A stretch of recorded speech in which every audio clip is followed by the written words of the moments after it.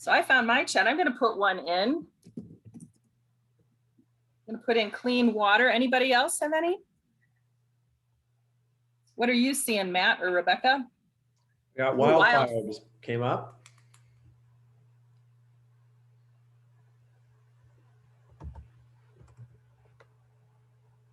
Sustainable forests, I like it.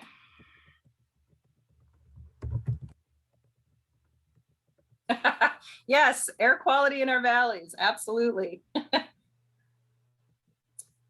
All right, Wen, that's perfect. Flooding with the spring runoff, clean air during fire season, water use, excellent. Michael's a great question. What do we really mean by risk, environmental risk? And that really, you must have seen my presentation because that's the next slide. When we think about risk, we're talking about what are those things that the probability or the likelihood that something harmful could occur as a result of exposure to a hazard. If I were leading this discussion in a school group or maybe outdoor in a summer program, I would probably have you guys come up with some meanings of risk. And hazard climate change, that's another good one. When we think about risk assessment, and really that's the process that someone tries to evaluate and predict the likelihood of those harms. And you guys gave me some great ideas of what those could be. Thank you. Oops, I'm gonna go back. When we create these risk assessments, we're looking at it both quantitatively and qualitatively. So quantitative, looking at the science, getting it down to maybe the parts per million of something of where it's gonna be a hazard, all the way up to qualitative when you're looking at that intangible value. What's the value of an endangered species, or what's the value of a beautiful place that I've hiked before that maybe they've done a recent project in. And back again. And so when we think about how we evaluate these risk assessments, think about two different types of ways to look at it. From the professional risk analysts, they're using quantitative and qualitative assessments based on their professional judgments in order to be able to look at those risks. Lay people, looks like you and me that may not know the research, we're going to probably judge based on the qualitative information and perceptions. And I bet this last year has really tested us in how we look at risk and what we consider to be risk. People are writing scientific papers on this very issue just in the last year. And a lot of these evaluations can be based on, the familiarity, your control, your exposure to those experiences. Just this morning on NPR, they were talking about with vaccines, how people's experiences or perceptions evaluate what they consider it to be a big risk or not. Risk perception plays an important role in our willingness to support risk reduction and mitigation programs. I mean, wow. Again, this last year, whether we think we need to wear masks or not, whether we should be taking this vaccine, and what happens when these risk perceptions are not accurate. In some ways, it could be if you're the person planning how to address this, it can mean that you're not spending your money on the greatest bang for your buck. You're going to be spending it on a small risk rather than focusing on a more serious risk, or even worse, when we're not getting the information out correctly and there are too many voices in the room. So we're going to jump into activity 2. If you have a piece of paper and a pen, I'm going low tech on this for you guys today. We're going to look at some risks, 30 risks. And if you don't get through all 30, ranking them, just maybe your top 10. Number 1 is what you think is the greatest hazard. Number 30, the least hazardous. And hopefully you can see this. It is about 10:28. I'm going to give us about 4 minutes to take a look at this. I'll give you a 1-minute warning. And what I want to do is take a look at these perceived risks. And you decide if you're ranking number 1, most risky, number 30, least risky.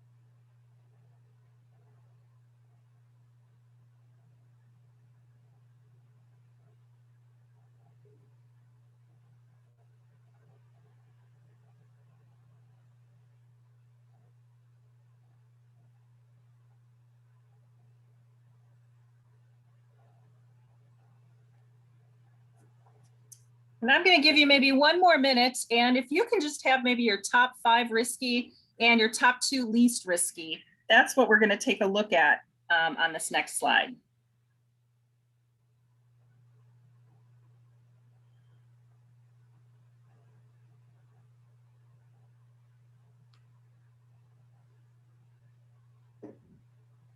All right, so just moving ahead, whatever you got is great. Let's take a look at how 3 separate groups looked at this particular group of risky behaviors. For those of you who know the League of Women Voters, it is a voter education organization in the United States. They had about 40 members complete this same survey. They found 30 college students to complete it, and then about 15 people from across the United States who are professionally involved in a risk assessment created this list as well. In that chat, if you find anything kind of interesting about this, maybe share what your #1 riskiest behavior or hazard is. You want to throw that in there. I like that, Maddie. People said skiing was risky.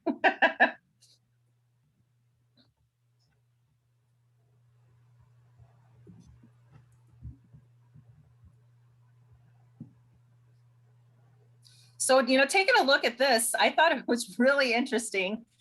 Both League of Women Voters and college students had nuclear power as a greatest risk, and experts had motor vehicles. There's something that we do every single day. You always hear the thing that you're more dangerous taking the car to the grocery store than flying in an airplane. Yeah, I like some of those. Yep, handguns. For the least riskiest, it looks like at that point, the League of Women Voters, college students, and experts were somewhere closely on that, but there were a lot of interesting perceptions, especially in that nuclear power. One thing I should tell you, this particular list was created, good job, Amanda, yes, in the 1980s. So this is a list from the 1980s, and very interesting to see what maybe has changed. If I were to do this activity with a group of students, I'd probably want them to come up with the risks themselves, come up with a class list, and then we could all kind of go through it and see where we were in similarity and where we had a lot of differences. I think this is a great activity as far as just starting the conversation and our perceptions of risks. And once you can speak about that, then we can start talking about what are an actual risk that we might be able to address. So I want to keep us on track here. Some things that you could take with your group with this activity. Obviously, the first thing I caught on is what was the difference between our experts and lay people? Is one of these lists any better than the other? Does it matter whether that perceived risk is real or not if we need to still communicate and we still need to deal with risk management? I think that communication is the big part of this. And so when we think about the most effective way for managing risk, it's really educating people on the science behind the risk assessments. And activities 3 through 5 in this book really get into that, from kids actually doing coin tosses and talking about probability to even being able to come with something called the failure trees and understanding how things happen in hazards. And then combining the scientists' risk assessments with lay people's perceptions and values. And underlying all this is values, is where I like to hand it off to Matt. And so I'll drive the slideshow, Matt, and you are on.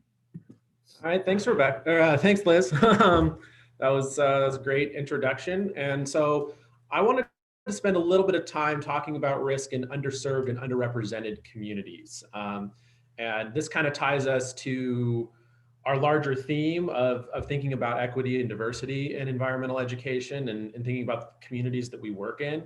And there's a couple of reasons that talking about risk is especially important in these underserved and underrepresented communities. I think the first thing we need to do is define our terms.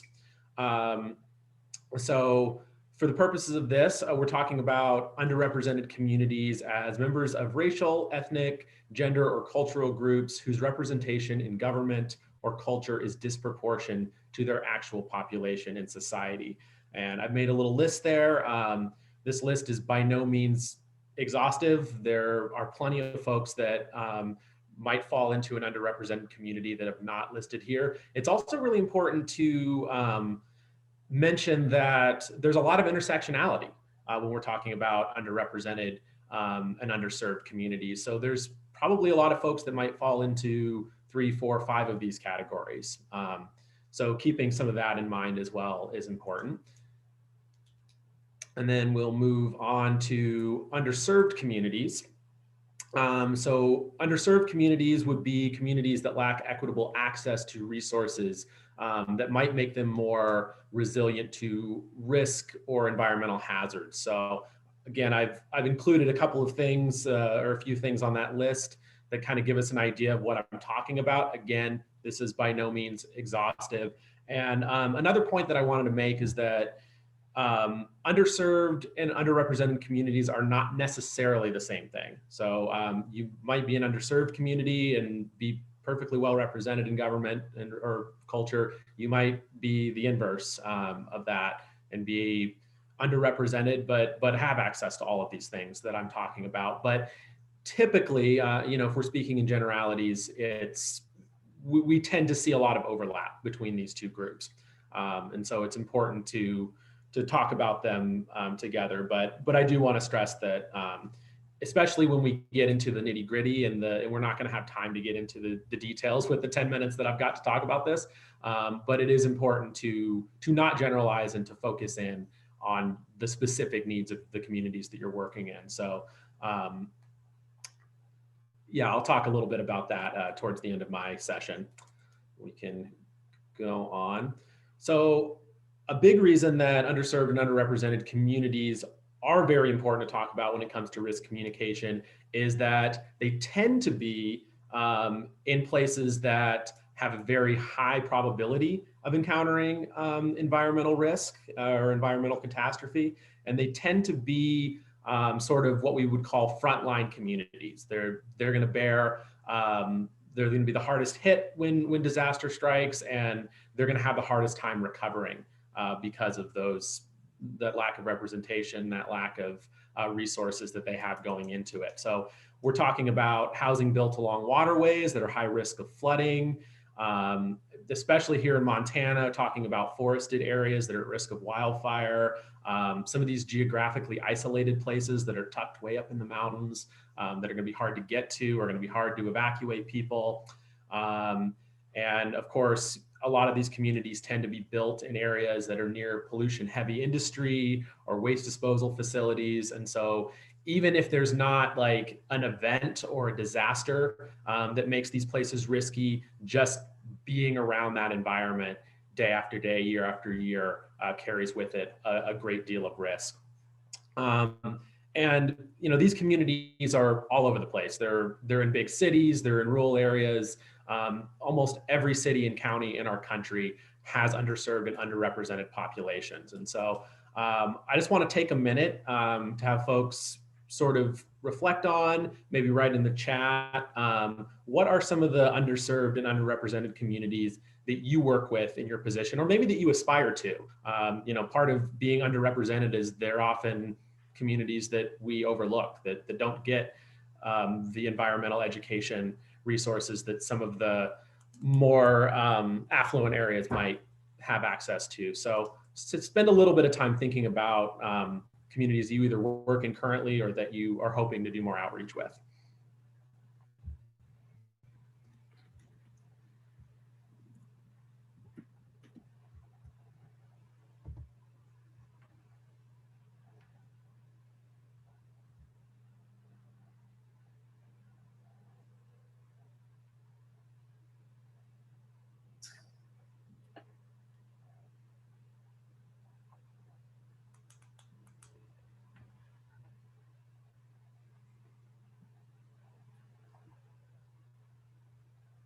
So I'm seeing homeless, yeah, drought prone agricultural areas. That's taken from the list.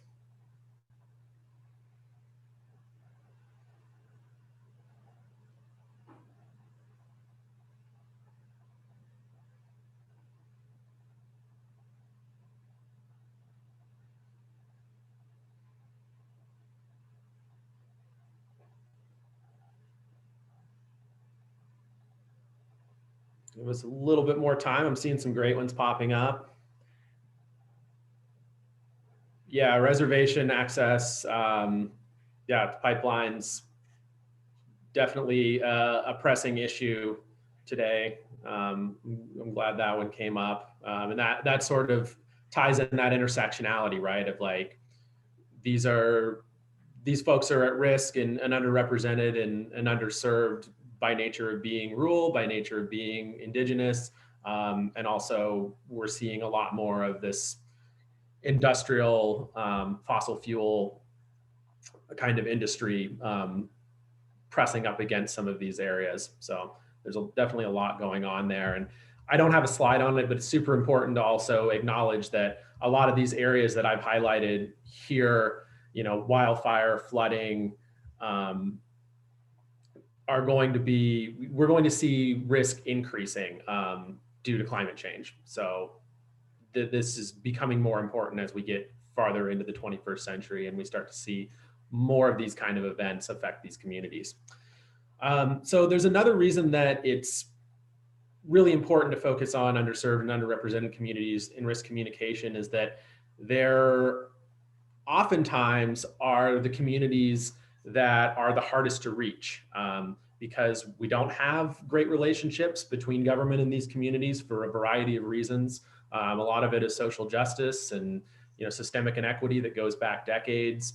A lot of these communities distrust the messengers because of historic trauma. That's very clear in Indigenous communities. And so there's a lot of barriers, and I've listed a few here. We have language and cultural barriers.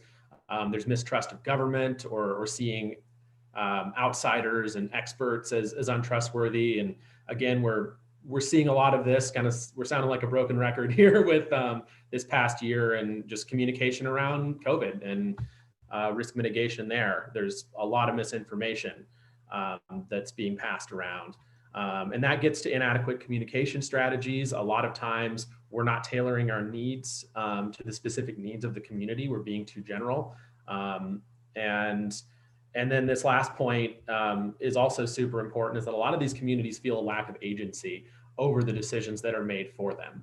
And a lot of times governments will come in or outside organizations will come in and say, hey, I've got this great policy, this great plan, it's going to solve all your problems. But they didn't take the time to actually listen to the community and see if that's something that is even going to work there. So that brings me to my final slide before I shift it back to Liz. And that is 6 steps to effective risk communication. So I'll spend a little bit of time talking about each one of these. I want to not take too much more of the rest of Liz's time. But investing in the community is huge. So that's that piece of becoming educated about the community's culture, their beliefs, their social networks, languages that might make it easier to communicate with them. And it's important in that point to say that it is not the responsibility of the community to educate the educators, to educate the risk communicators.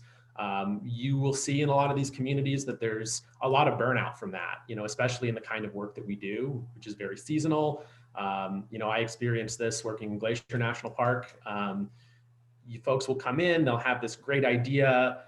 They got a lot of vigor and energy, and then they leave in a year or so, and then someone else comes in. So really making sure that we're taking the responsibility for ourselves to learn about these communities and do our homework before we go into them. Engaging in these communities, engaging with stakeholders can be really important. So identifying local leaders, people that might be able to carry our message forward, that have more clout in the community, that can do this work on our behalf is extremely important. And letting the community speak for themselves as well. That's that other piece I was talking about, with making sure that we're not just coming in with a plan, but we're listening to the community and reflecting their concerns and opinions. The third point is being honest, clarifying our goals and being clear about what our outcomes are. And also being honest about potential negative consequences in the work that we're doing. A lot of times when we're trying to get a project going, there's going to be winners and losers. And And I think these communities definitely are very sensitive to BS in the sense that they're used to folks coming in from the outside, telling them what to think and feel, and not being truly honest about what our motivations are. So I think you get a lot of credibility if you start from a place of honesty and transparency. And then that fourth point is, once again, empowering the community to take responsibility for their own community inaction and risk assessments and mitigations. And this is, I think, what ties in really well with this project learning tree is that that's what this curriculum is designed to do. We're giving this to teachers, we're giving this to students, we're asking them to identify risks and propose potential solutions. And if we really want to have long-term impact, that's where we need to be seeing our work, is getting these kids, getting these folks within the community to step up and identify these concerns as well. Another big one is establishing trust. That kind of goes along with the investment piece. And a big thing that I saw in a lot of the research I was doing is don't go into these communities unless you're willing to put the time in, unless you're willing to spend years with some of these folks, really getting to know them, and even coming from just a place of, hey, I live here, I want to know more about the community. That's, again, something I saw a lot when I worked in Glacier, is folks would tell me, if you want to build trust with the tribe, show up, just show up at events, show up at community things that are going on, and just be a part of the community before you start to push an agenda that you might have, or push a project that you're considering. And then number 6, this goes with, I think, any environmental education that you're ever going to do, is just evaluating and thinking about how effective are you being, and passing these strategies, things that have worked, things that have not worked, with other folks in the industry that are trying to do this work. So those are the 6 steps that I found, and that I found useful in my career. And I put together about a 7-page handout on this topic that goes way more in depth on all the things that I've talked about. So if this is like, man, I really want to dig more into communicating risk in these communities, my email will be at the end, and you can reach out to me, and I'm happy to send that to you. And I will shift it back to Liz. Thank you, Matt. And I know folks are dropping off for the other meetings. I just have more links to those survey. It's a 3-question survey on how I can get this manual to you. But really, what we did today was a little bit of activity 1, trying to identify terms. We jumped into some risk perception with activity number 2. What you'll find in this book is a really cool activity on probability and a coin toss game, and really getting students to understand what chances. They get to make a risk assessment based on some really interesting tools of the trade. In another activity, they learn about fault tree analysis, incident rates, and even event tree analysis. So it really does get pretty technical if you want to take it that way. One of my favorites is the activity on communicating risk. They're given a scenario, and then 3 or 4 different ways that that scenario, that risk, can be communicated. And that generates a lot of discussion with students as far as what's the best way to communicate risk with different populations. Weighing options activity, they look at cost benefit analysis and start with simply going grocery shopping with $40, and then take that and look at cost benefits. And then here we go. This is what PLT does, building on that knowledge awareness to making decisions. There'll be some special topics that the students will work on, from wildfire risk to electromagnetic fields to chlorines and plastics. And finally, the guide culminates with taking action. Students have been given the skills by going through some of these activities to identify some issue they might want to address in their school or their community, come up with a plan, analyze that plan, and maybe even being able to implement it. So if you're looking for a curriculum that gets you out, gives you the resources so that you feel comfortable addressing these topics, I highly recommend Project Learning Tree. And this is it. Just feel free to send in that survey, or if something goes wrong, you can always email me or Matt, and we'll make sure to get that guide to you. I am so thrilled to be here with you today. I'm excited about these sessions. Thank you so much, Rebecca, for introducing us. And I will look forward to seeing some of the other great things happening today. Thank you. Thank you, Liz. I am not going to talk very long. I'm going to let people move out to additional sessions if they need to, but I didn't want to put you on the spot at the very top. I just want to say a big thank you to Liz for spending her birthday giving us this presentation today. So if you all want to unmute, say thank you, happy birthday. Thank you, Liz. Thank you, Rebecca. I think this is our second one together. I love it. At MEEA. I think someone had a question. Is that, yeah, did I see a hand? I think there was a clapping for Liz and her birthday. Okay. Thanks, you guys. All right. So if you this room will stay open. I'm going to run a little slideshow, and it is the same link for the second slot presentations throughout this conference. So you are welcome to stay in here during our 6-minute break that's coming up. So thank you.